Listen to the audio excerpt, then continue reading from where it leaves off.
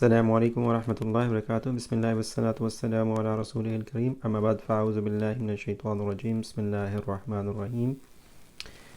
یا قانا سے بننے والے الفاظ دیکھ رہے ہیں، اس سے ہم نے ایک لفظ بنایا ہے استیقنا۔ استیقنا کا مطلب ہے کہ چاہنا، کہ یقین کرنا، چاہنا کہ یقین آ جائے، تو یہ ہے استیقنا۔ استیقنا سے فعل ماضی مضارع دونوں کی گردانیں بن سکتی ہیں۔ یستیقنو سے ایک فعل مضارع کا پہلا جو صیغہ ہے وہ ہے۔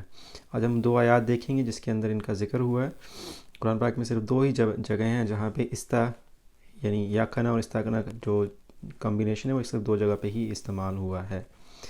وَجَاهَدُوا بِهَا وَاسْتَيْقَنَتْهَا أَنفُسُهُمْ ظُلْمًا وَعُلُوًّا۔ وَجَاهَدُوا، اور یہاں پہ جہاد کا نہیں ہے بلکہ کوشش کی کہ اس کو ختم کرنے کی کوشش، یعنی کافروں کا ذکر ہو رہا ہے کہ وجاہدوا، اور انہوں نے انکار کیا، بہا اس چیز کا، ظلماً وعلواً، یہ اس کا حصہ ہے، درمیان میں ایک حالت استعمال ہوئی ہے۔ تو جاہدوا بہا، انہوں نے انکار کیا اس کا، ظلماً وعلواً، ظلم کرتے ہوئے اور انکار کرتے ہوئے، یعنی جو انہوں نے انکار کیا وہ انکار کی وجہ انکار کی جو وجہ تھی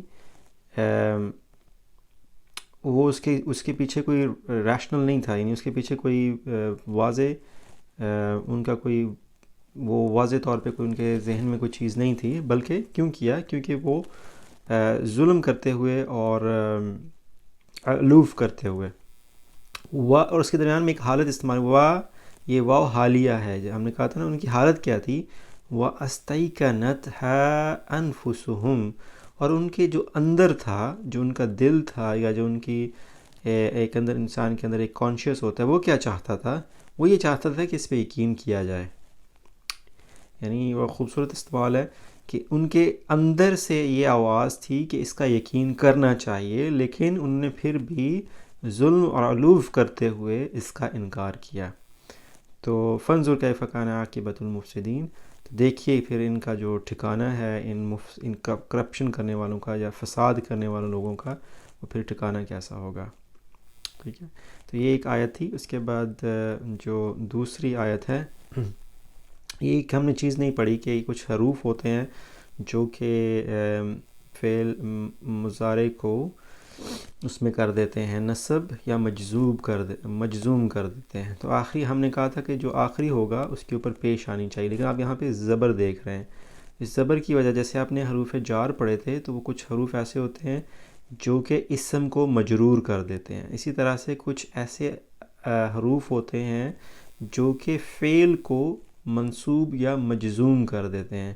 یہاں پہ یستیقنو ہے اصل لفظ، لیکن لی کی وجہ سے یہ نون پہ زبر آ گئی ہے۔ تو جہاں پہ بھی ایسے لفظ آئیں گے آپ کو خود بخود پتہ چل جائے کہ یہ ایسے الفاظ ہیں جو کہ فعل مضارع کو مجزوب یا منصوب کر رہے ہیں۔ تو یہاں پہ نصب آ گیا، آخر پہ پیش نہیں ہے۔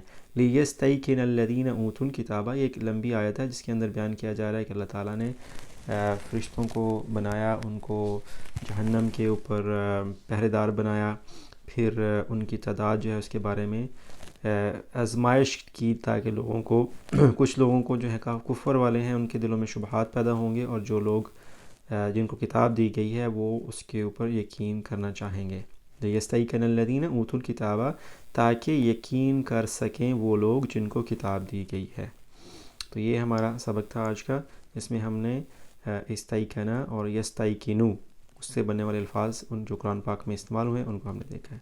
جزاکم اللہ خیر۔ السلام علیکم ورحمۃ اللہ وبرکاتہ۔